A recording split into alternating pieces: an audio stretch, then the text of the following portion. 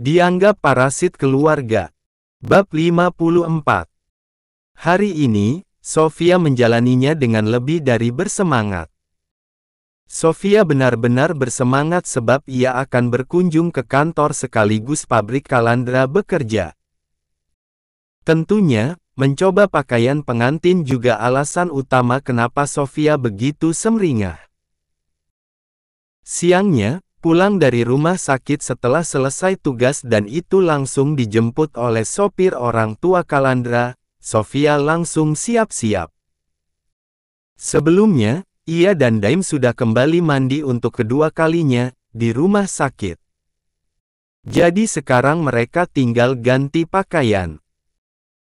Masalahnya, Sofia tidak begitu percaya diri merias wajah karena biasanya wanita cantik itu hanya memakai pelembab wajah dan lipstik, itu pun tak berani tebal-tebal.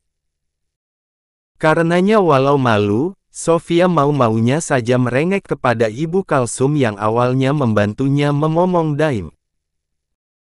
Masalahnya Mama kalau dandanin orang, lebih sering gagalnya ketimbang berhasilnya, Mbak, ucap Ibu Kalsum ragu. Nah loh, Mamah malah jadi deg-degan gini. Lihat tangan Mamah. Baru juga pegang pensil alis sudah gemetaran gini. Enggak apa-apa, Mah. Pelan-pelan, aku percaya ke Mamah. Yakin Sofia sudah bersiap duduk di kursi rias di kamar Kalandra. Kamar yang selama ia tinggal di sana, menjadi tempat tidurnya. Ibu Kalsum malah tertawa. Tertawa saking gugupnya akan merias orang lain dan itu Sofia yang memiliki acara spesial dengan Kalandra. Saking sibuknya ia tertawa pasrah, Daim yang tengah belajar merangkak di karpet sebelah pun jadi ikut tertawa. Ah, kamu, Mas. Dikiranya Mbak lagi bercanda sama kamu. Ucap Ibu Kalsum yang belum bisa mengakhiri tawa sekaligus ketegangannya. Bukannya berhenti tertawa, Daim malah makin terbahak dan tampaknya memang mengira Ibu Kalsum tengah mengajak bercanda. Sofia yang sudah memejamkan mata, juga tak kuasa menyudahi tawanya. Susah payah Sofia menahan tawanya apalagi ketika Ibu Kalsum tiba-tiba berteriak panik. Ya ampun, Mbak. Alisnya gede sebelah kan mirip knalpot. Ya ampun miring gini juga, hahaha. Ibu Kalsum makin tergelak. Lain dengan Sofia yang malah terkejut syok ketika melihat riasannya karena memang jauh dari ekspektasi. Kok cantikan enggak pakai rias, ya? Tapi kan, alisku tipis. Bentar deh, sabar pelan-pelan, batin Sofia. Pada akhirnya, tak ada rias berlebihan yang Sofia pakai. Wanita itu tetap tampil layaknya biasa. Rambut sepunggungnya dibiarkan tetap tergerai, sementara poninya dijepit ke samping kanan. Hanya begitu saja sudah membuat Ibu Kalsum sibuk memuji. Sofia tak hanya tampak anggun. Karena menggerai rambut kemudian menjepit poni yang biasanya lebih sering dikuncir, juga membuat wajahnya terlihat jauh lebih muda. Serius, ini, Mah. Aku beneran cantik, kan? Takutnya malu-maluin. Tak pernah merengek apalagi manja kepada keluarga sendiri bahkan itu kepada wanita yang melahirkannya, Sofia malah menjadi terbiasa melakukannya kepada calon mamah mertuanya yang memang sangat menyayanginya. Yakin, Mbak? Demi Allah, kamu sudah cantik banget. Nanti Mas Kala pasti pangling. Puji Ibu Kalsum sembari memijat-mijat pundak Sofia. Sofia langsung tersipu, malu-malu menatap pantulan bayangannya sendiri di cermin rias. Ia terlalu gugup hanya karena sulit percaya, ternyata jika ia belajar merias wajah lebih telaten, hasilnya tidak kalah memukau dari hasil perias andal. Aura calon pengantin memang beda. Duh, pokoknya. Ibu Kalsum sampai menjadi agak sesak napas karena belum bisa mengakhiri tawanya. Mama mau nikah lagi juga biar ketularan punya aura beda? Tanya Sofia sengaja menggoda Ibu Kalsum yang masih ia tatap melalui pantulan cermin rias di hadapan mereka. Lantaran Ibu Kalsum terlihat langsung syok, Sofia sengaja berkata, nikahnya juga masih sama papa, mah. Besok sekalian, mama sama papa dandan. Sofia mengakhiri ucapannya dengan tawa yang ditahan. Usulan dari Sofia barusan langsung membuat Ibu Kalsum terbahak. Kalau papa tahu, pasti beneran mau dia. Heboh. Kamu tahu kan, watak papa 11-12 dengan Mas Kala yang sekarang. Setelah berucap demikian, Ibu Kalsum menjadi terdiam sejenak. Mbak, Mama mau ngucapin terima kasih banyak ke kamu. Terima kasih banyak karena sudah membuat Mas Kala kembali ceria seperti saat dia masih muda, ucapnya menjadi lebih serius bahkan melau. Sofia berkaca-kaca di antara senyum hangat yang ia suguhkan. Tanpa membuatnya balik badan atau sekadar menoleh ke belakang selaku keberadaan Ibu Kalsum, kedua tangannya meraih kedua tangan wanita itu yang masih bertahan di pundaknya. Tak lama setelah itu, mereka saling bertukar tatapan melalui pantulan cermin di hadapan mereka. Terakhir, Ibu Kalsum malah memeluk Sofia dari belakang, membenamkan wajahnya di punggung kepala Sofia. Sofia yakin, Ibu Kalsum sampai menangis hanya karena ingat Kalandra yang nyaris kehilangan kewarasan setelah ditinggal Bilqis. Alhamdulillah, sekarang Kalandra sudah kembali menjadi pribadi ceria yang juga sangat hangat melebihi matahari pagi. Malahan jika hanya sedang berdua, Kalandra bisa sangat jahil kepada Sofia dan tak jarang, Sofia sampai nyaris menangis. Sekitar 20 menit kemudian, Sofia keluar dari rumah orang tua Kalandra diantar langsung oleh Ibu Kalsum. Mobil sudah menunggu di depan rumah, sang sopir yang menunggu di depan mobil pun sudah langsung membukakan pintu. Keadaan tersebut pula yang membuat Pak Haji nyaris kena serangan jantung.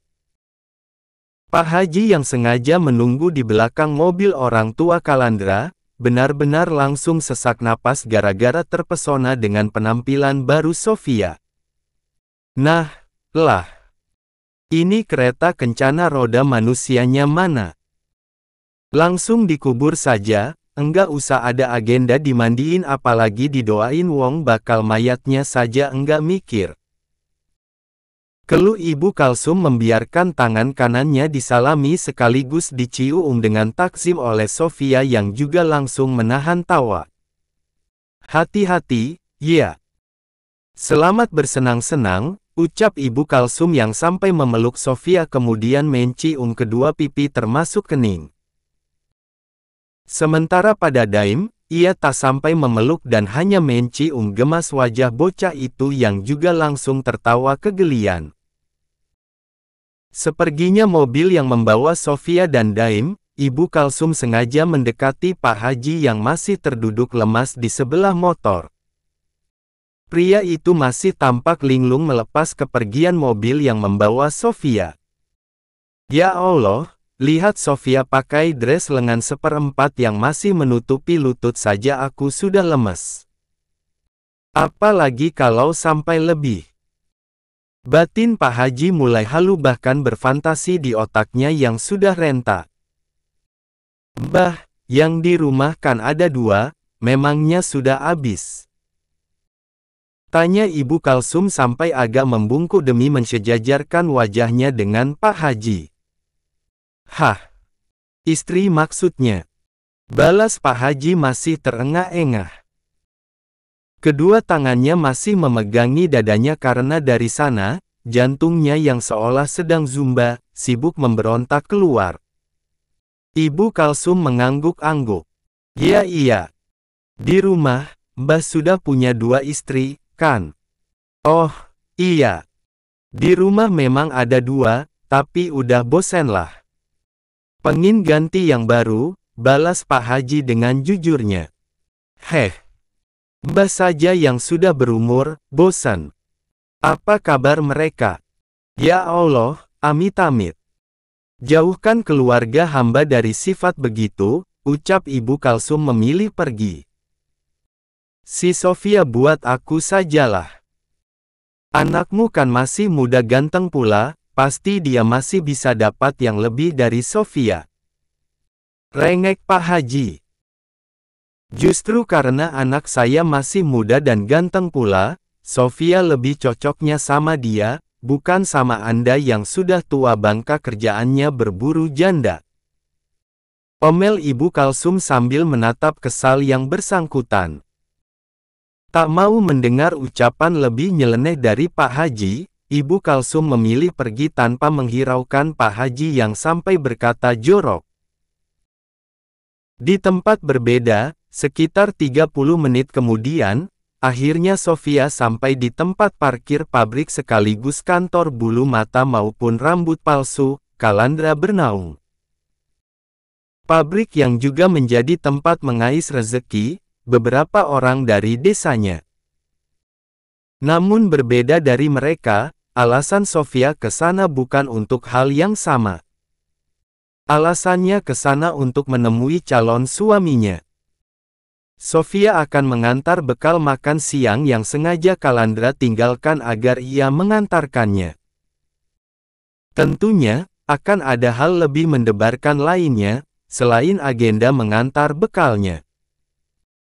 Pabrik yang juga sampai disertai kantor Kalandra Bernaung, benar-benar besar, tentu saja.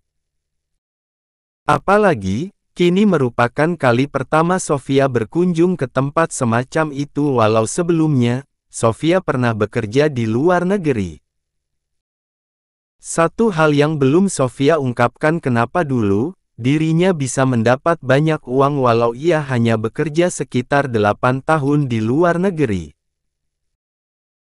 Sebab Sofia juga sampai kecipratan warisan dari orang tua yang diurus, ditambah anak-anak orang tua majikannya yang memang sangat baik kepada Sofia, dan mungkin karena telanjur cocok. Kini, Sofia yang sampai diantar oleh sopir orang tua Kalandra langsung menjadi pusat perhatian. Beberapa orang yang melihat Sofia lewat langsung memandangi Sofia.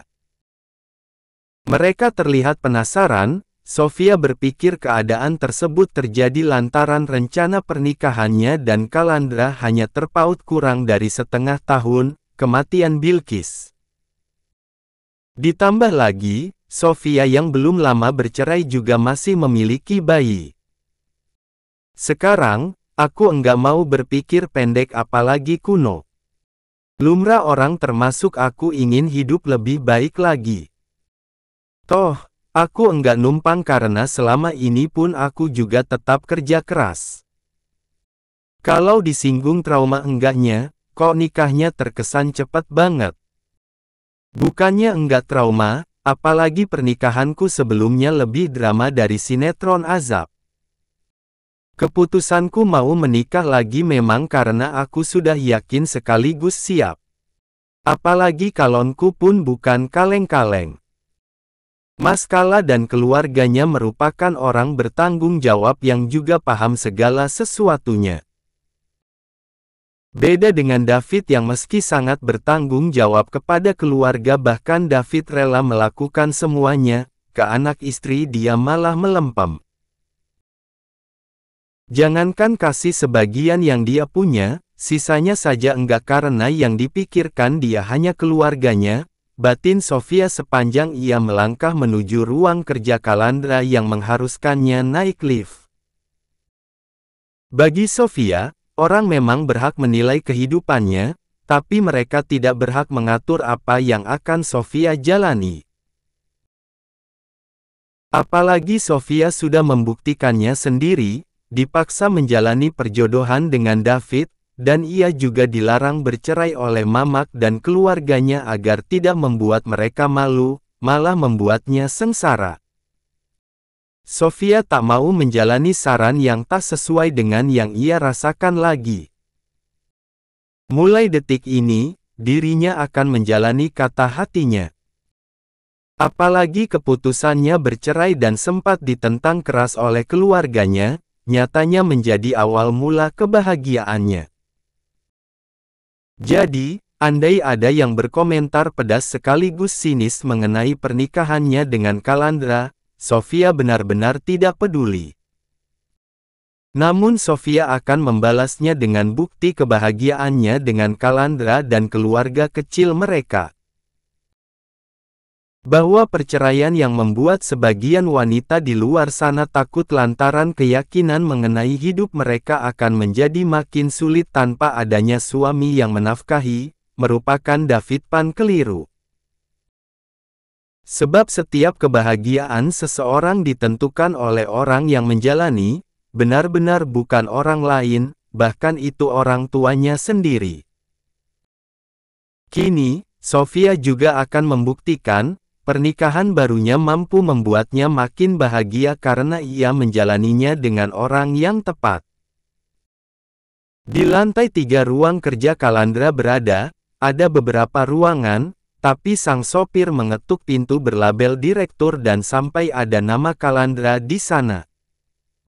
Belum apa-apa, Sofia sudah deg-degan. Mas Daim, besok kalau kamu besar, jadi orang sukses kayak Papa Kala, iya. Kamu enggak usah kenal sifat bapak kamu sama keluarga ya atau keluarga kita. Enggak ada yang bermutu, mending contoh keluarga Papa Kala saja, batin Sofia lagi yang langsung tersenyum hangat kemudian mengambil alih kantong bekalnya dari sang sopir. Makasih banyak, Pak. Ucap Sofia ramah pada sang sopir yang sampai membukakan pintu untuknya setelah Calandra berseru mengizinkan mereka masuk. Makasih banyak, Pak. Sergah Calandra yang juga sampai berdiri dari duduknya.